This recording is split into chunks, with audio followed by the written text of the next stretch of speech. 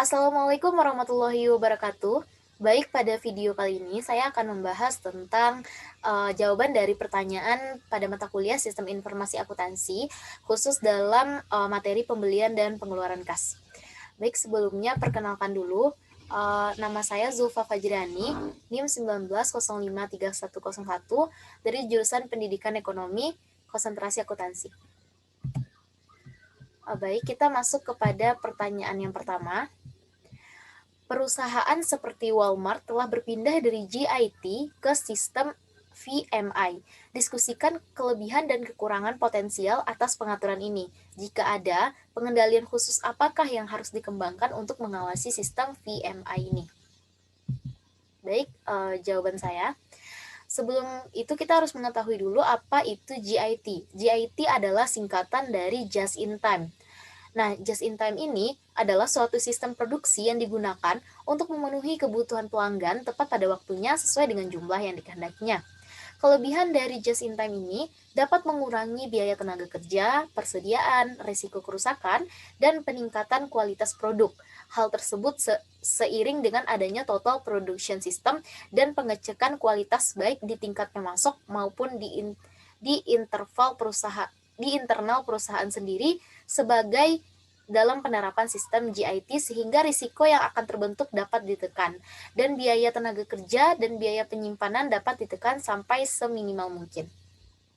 Kelemahan dari GIT ini sulit mencari pemasok yang terintegrasi dengan proses produksi pada perusahaan, biaya pengiriman tinggi, kesulitan menghadapi perubahan permintaan, tuntutan sumber daya manusia yang multifungsi, dan penerapan teknologi yang membutuhkan biaya besar.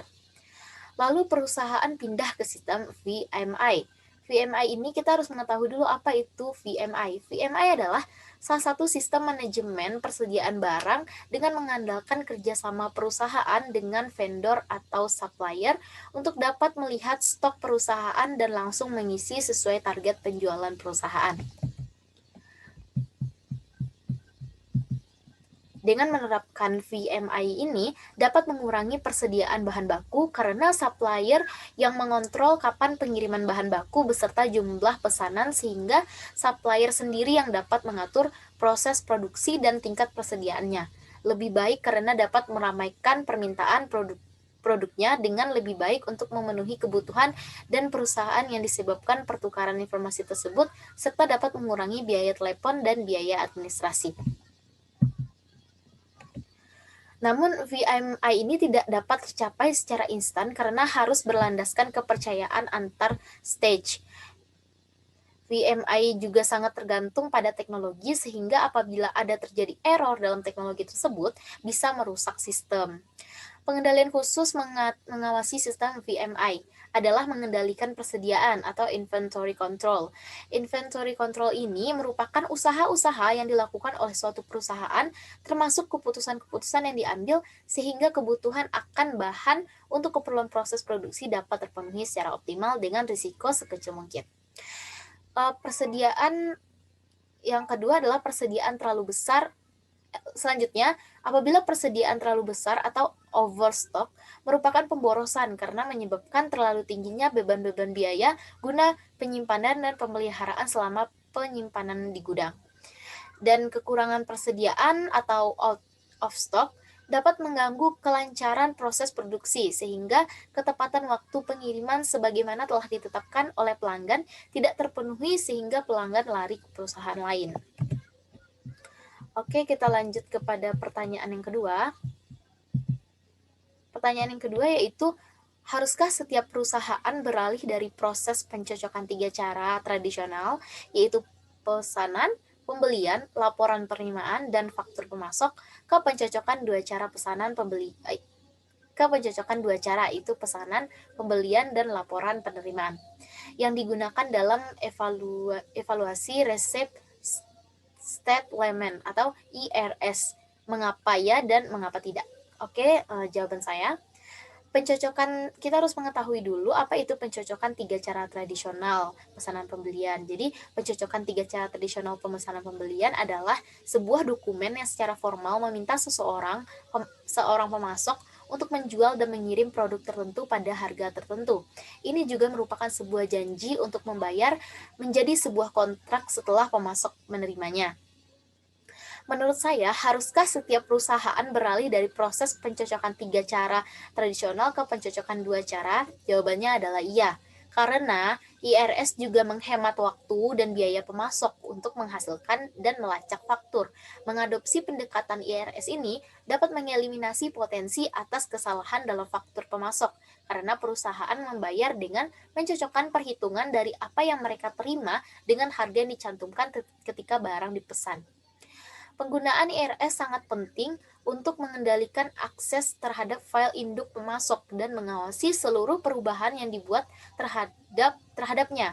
Karena file induk pemasok sekarang berisi informasi mengenai harga dari berbagai barang yang dibeli. Pada saat entry data mengenai kualitas barang diterima, sistem tersebut menggunakan harga-harga tersebut untuk menetapkan jumlah yang dibayarkan kepada pemasok.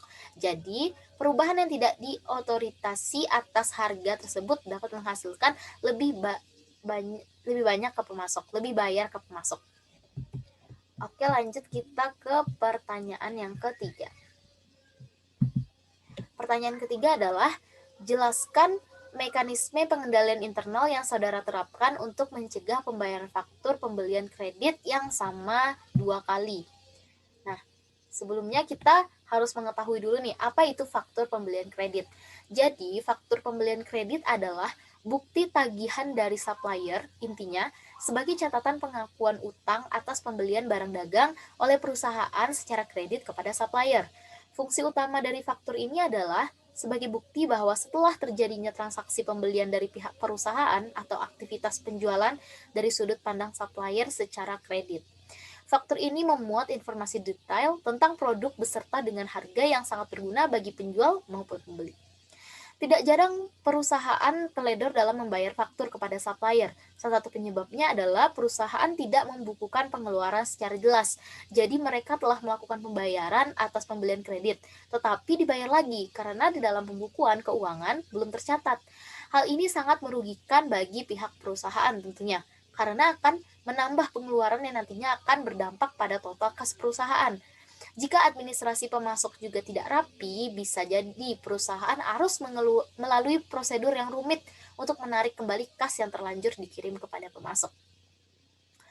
Pengendalian internal yang dapat dilakukan agar tidak terjadinya pembayaran faktur pembelian sebanyak 2 kali. Yang pertama adalah pemisahan tanggung jawab antara unit yang bertanggung jawab dalam pengendalian persediaan mesti terpisah dengan unit yang bertanggung jawab dalam mencatat transaksi, agar tidak adanya kesalahan dalam pencatatan.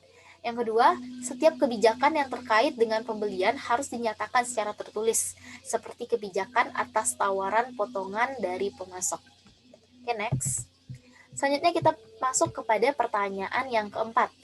Jelaskan mekanisme pengendalian internal yang saudara terapkan untuk mencegah pembelian fiktif. Sebelumnya kita harus mengetahui dulu nih, apa itu pembelian fiktif atau faktur pembelian fiktif. Jadi faktur pembelian fiktif atau pembelian fiktif itu adalah pembelian yang tidak sah. Kalau misalnya dalam faktur yang diterbitkan tidak berdasarkan transaksi sebenarnya. Faktur fiktif bisa terjadi dalam sebuah organisasi karena adanya kecurangan dan pengendalian yang kurang baik di internal perusahaan. Faktur fiktif ini akan dapat merugikan perusahaan karena perusahaan bisa jadi mengeluarkan kas untuk faktur fiktif ini. Pengendalian yang dapat dilakukan, yang pertama adalah memiliki sistem pengendalian yang baik. Yang kedua, menghambat terjadinya kolusi. Yang ketiga, mengawasi karyawan dan menyediakan saluran telekomunikasi untuk pelaporan kecurangan. Yang keempat, melaksanakan pemeriksaan secara proaktif. Dan yang terakhir, mengendalikan akses seperti adanya password, pembatasan hak akses terhadap komputer, pembuatan backup data secara rutin, pembatasan akses masuk ke gudang tempat penyimpanan barang, dan lain sebagainya. Oke, baik. Sekian dari saya untuk video kali ini. Semoga bermanfaat dan mohon maaf atas segala kekurangan. Assalamualaikum warahmatullahi wabarakatuh.